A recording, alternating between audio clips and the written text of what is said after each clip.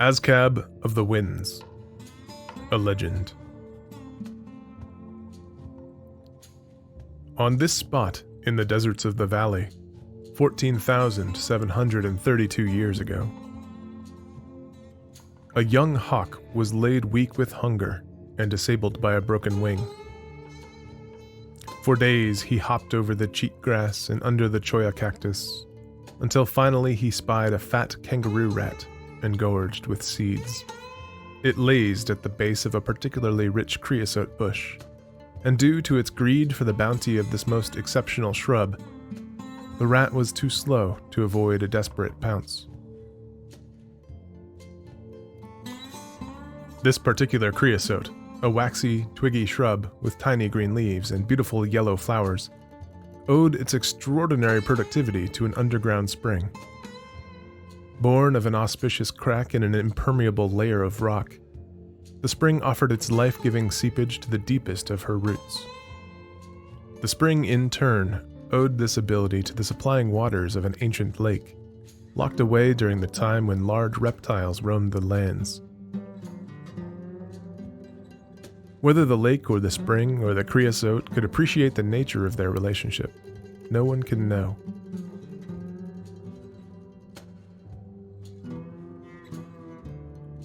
The hawk ate well that night, and for many nights after, as more rodents came to feast upon the bounty of the creosote. Wing mended, the hawk was able to return to his normal hunting grounds, and eventually found a mate. Each year, during the summer rains when the creosote fruits swelled and attracted the minor beasts of the desert, the hawk returned to the site of the life-giving bush and enjoyed the easy bounty of fat rodents.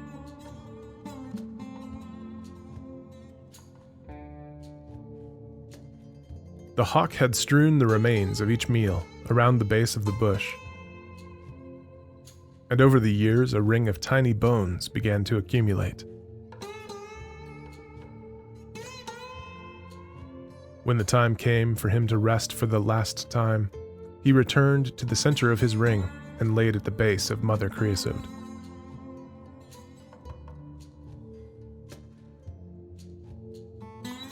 Each generation of his descendants, who had been shown the bounty of this bush, returned and enjoyed the favor of their lucky ancestor, and the ring of bones grew and grew.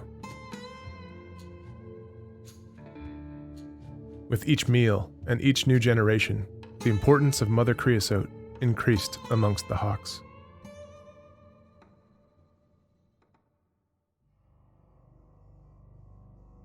Some millennia before today, a lone traveler between two villages strayed from the paths of his ancestors and became lost amongst the saguaro of this valley.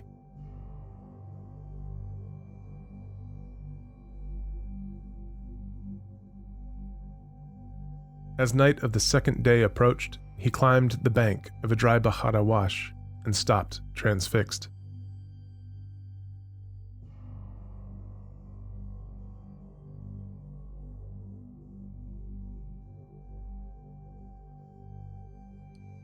Now, as you well know, creosote often grow as clones from their mother plant, with the runners of their roots emerging at the edges of their mother's shadows, and thus moving slightly farther away. Over generations, this behavior forms great rings, as the current generation stands guard around the slowly decaying remains of their ancestor plants. The traveler had stepped into one such ring, the largest he had ever seen. The cleared area inside it was white with the sun-bleached bones of millions of tiny rodents, birds, lizards, and all the other small, tasty denizens of the desert.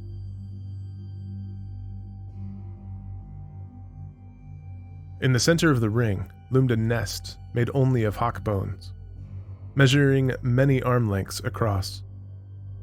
Atop the nest and among its composite were such things as bright rocks of all description, colorful fibers of agave and fir, pilfered baubles from nearby villages, particularly interesting sticks and exceptionally sized seeds.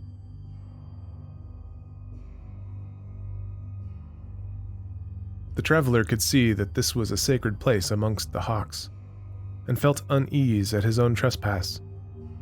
A Upon returning to his village, he relayed the legend of his find and cautioned his children never to intrude upon the Hawk Shrine to Mother Creosote and her tributary, First Hawk.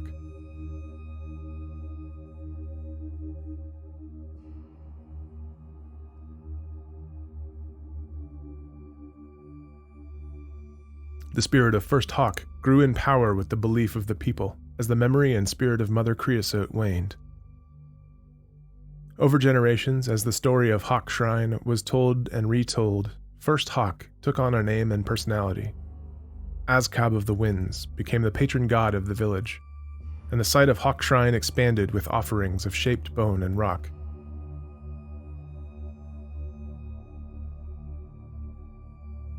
The increasing attentions of the villagers scared away the descendants of First Hawk, and they did not return.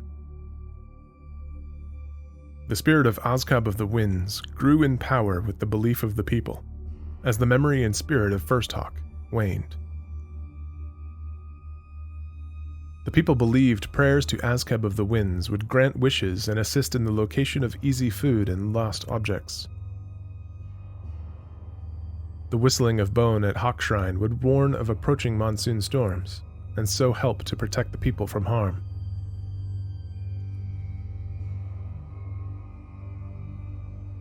Hawk Shrine was improved by the people and eventually became the Temple of Azkabh. The memory of Hawk Shrine waned.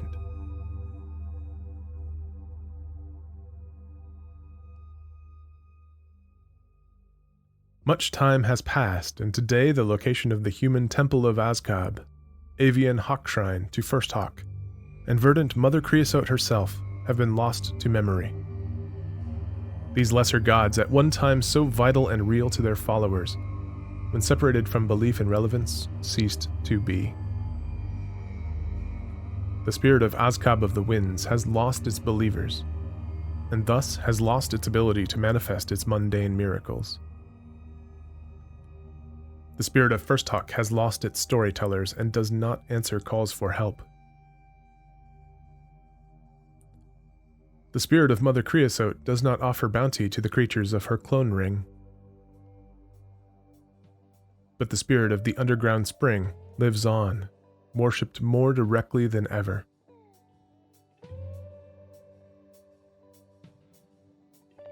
A new people inhabit the land where Mother Creosote first stood. The village and its temple, to some nameless god, was carefully catalogued, collected and sealed away piece by piece in various musea. A church to a new god of bounty stands on this spot in the deserts of the valley. The temple walls bear its god's name in the form of bright signage. It is but one of many temples to this god here, who is but one of many gods so worshipped in this valley. The patrons of the Temple of Fries tribute with bits of paper and plastic so as to receive the blessings of grocery. The paved parking lot overlays the plowed bones of First Hawk, and the patrons tread with ignorant impunity across the ring of Mother Creosote. The spring has been tapped, pumped, and its waters nourish the Palo Verde trees which shade the patrons' vehicles. It is pumped through the walls of the Church of Grocery and acts as the lifeblood of the surrounding towns and cities. It is so important it marshals entire wings of government for its management.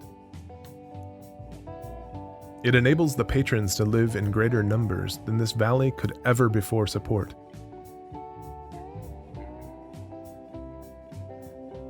Every sip and flush is a prayer to the aquifer, though few think of their relationship to it.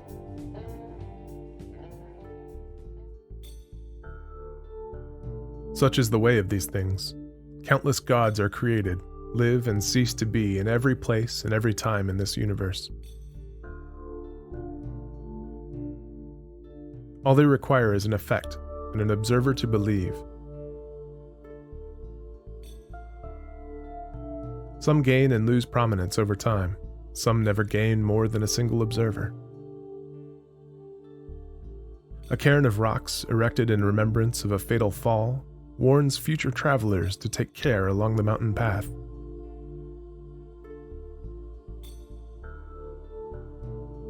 Tokens are left for favor along the journey by passers-by, and the cairn becomes a shrine, then a way station, then a small temple,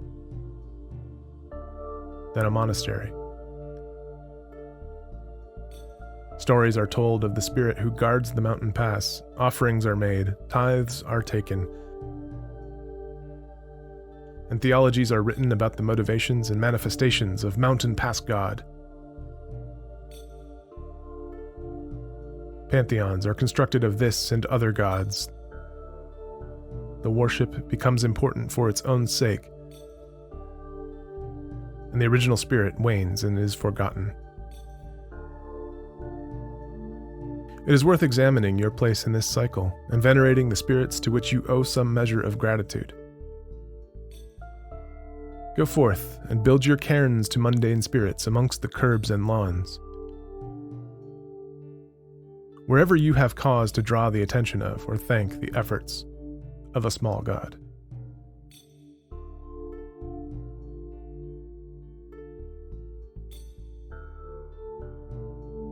Thank you to the late, great Terry Pratchett for the book Small Gods, to which this legend owes inspiration.